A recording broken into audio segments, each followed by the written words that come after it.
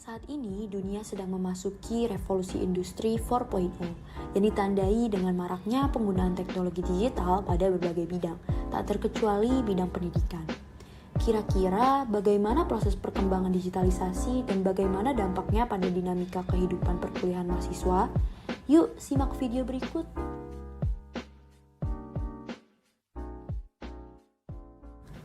Tahukah kamu, saat ini kita sedang memasuki era revolusi industri 4.0.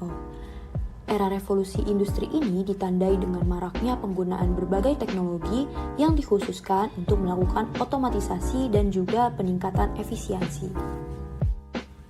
Dengan adanya revolusi industri 4.0 mendorong terjadinya proses digitalisasi pada berbagai bidang. Contohnya dapat kita lihat pada bidang industri yang sudah banyak melakukan otomatisasi dengan penerapan robot-robot pada pabrik. Lalu pada bidang transportasi kita dapat melihat kecanggihan yang dihadirkan oleh teknologi seperti fitur self-driving. Lalu pada bidang kesehatan, saat ini kita juga sudah dipermudah dengan teknologi digital seperti CT scan. Hal ini juga berdampak pada bidang lainnya, tak terkecuali pada bidang pendidikan yang saat ini juga sudah mulai memanfaatkan beragam teknologi digital.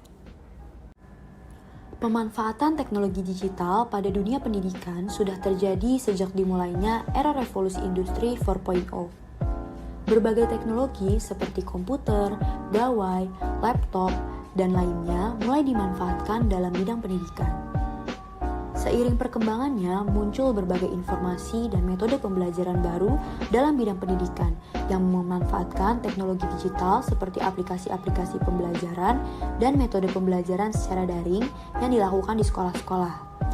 Inovasi tersebut menghadirkan gaya baru pendidikan yang kini tidak terbatas oleh jarak dan waktu. Pandemi COVID-19 yang terjadi sejak akhir tahun 2019 telah menyebabkan berbagai perubahan pada masyarakat di berbagai bidang. Banyak negara, termasuk negara kita, menerapkan kebijakan pembatasan aktivitas luring. Hal ini menyebabkan banyak kegiatan yang sebelumnya dilakukan secara luring terpaksa dilakukan secara daring. Hal tersebut dapat memungkinkan terjadinya pemanfaatan teknologi digital.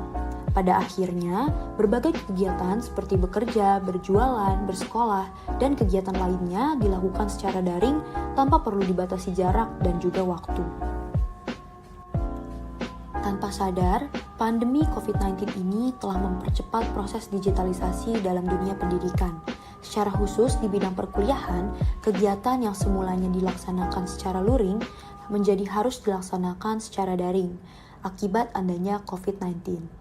Berbagai aplikasi penunjang pembelajaran seperti Zoom, Google Meet, Google Classroom, Microsoft Teams, dan beragam aplikasi lain menjadi sangat banyak digunakan.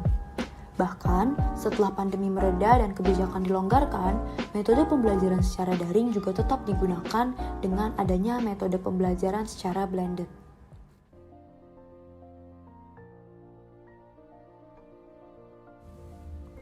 Namun, walaupun banyak memberikan kemudahan dan berbagai inovasi baru dalam bidang pendidikan, hadirnya digitalisasi di bidang pendidikan ini juga membawa berbagai perubahan baru yang dinilai cenderung kurang humanis.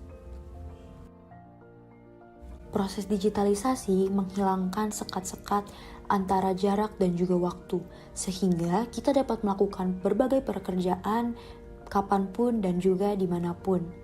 Namun, di balik ini semua, juga mendorong kebiasaan-kebiasaan baru seperti tingginya angka produktivitas dan juga tekanan pada kinerja seseorang. Hal ini pada akhirnya mendorong kebiasaan-kebiasaan baru seperti toxic productivity ataupun hustle culture.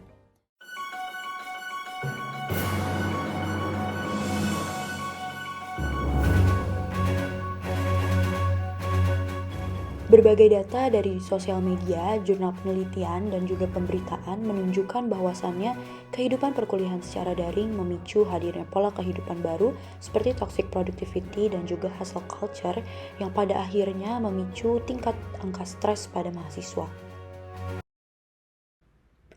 Lantas, bagaimana proses digitalisasi mempengaruhi kehidupan perkuliahan mahasiswa FISIP UI? Mari kita simak video wawancara dengan alumni dan juga mahasiswa aktif FISIP UI untuk melihat perubahan yang terjadi.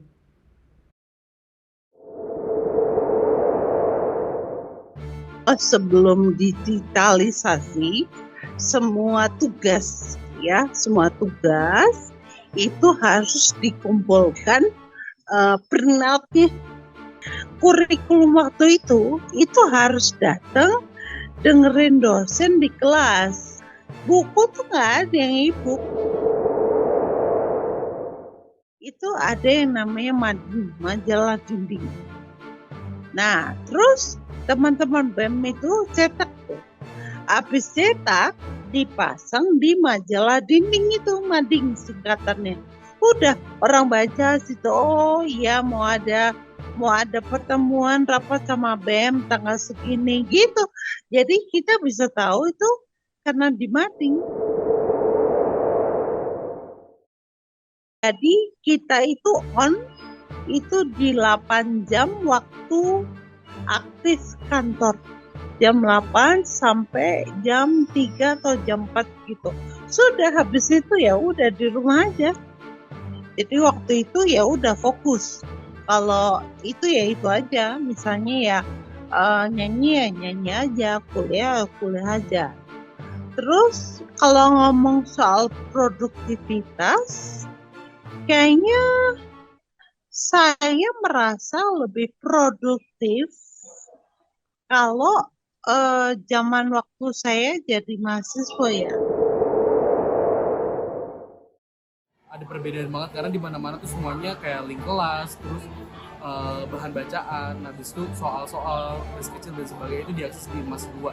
Dimana menurut gue itu kan hal yang konvensional tapi juga termasuk adanya perubahan dalam digitalisasi. Materi-materi perkuliahan tuh semuanya misalnya ada yang lewat video gitu. Jadi video-video YouTube dijadiin bahan materi perkuliahan buat referensi. Itu kan sebuah perubahan dalam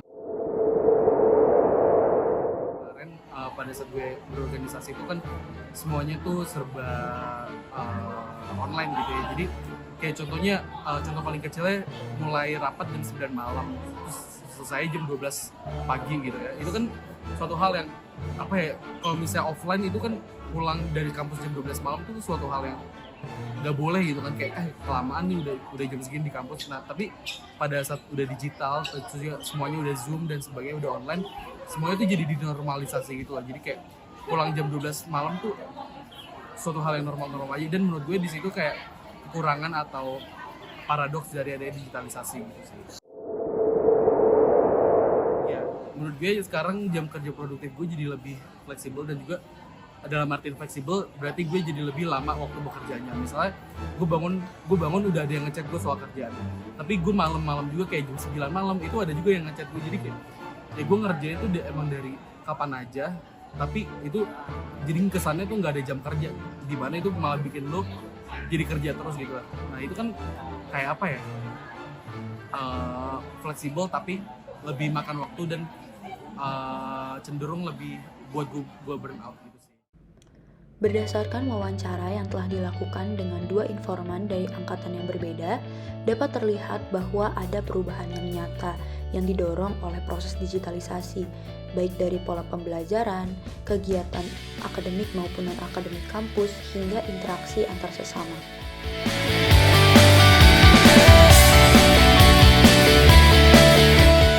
Untuk menghadapi berbagai perubahan yang hadir, Mbak Nadia selaku dosen dan juga alumni dari FISIP UI akan berbagi tips dan perspektifnya mengenai digitalisasi pada kehidupan kampus. Changing productivity atau teknologi itu kalau dari umur saya nggak langsung, itu by proses.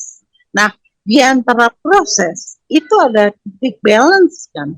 Balance tuh artinya kita itu antara saya sama teknologi itu kurang lebih sama. Nah, saya merasakan bahwa manusia itu bisa muncul kemanusiaannya kalau dia tidak dikuasai oleh teknologi. Jadi dicari titiknya kalau mau berubah ya, misalnya berubah dari A jadi B gitu. cari titik balance-nya. Menurut Mbak Nadia, untuk menghadapi segala perubahan yang ada, kita harus menyeimbangkan antara pekerjaan, penggunaan teknologi dengan kehidupan pribadi, dan juga diselingi dengan istirahat. Di antara keduanya haruslah seimbang agar proses digitalisasi ini dapat berjalan secara efektif, serta pemanfaatannya tidak merugikan kita semua.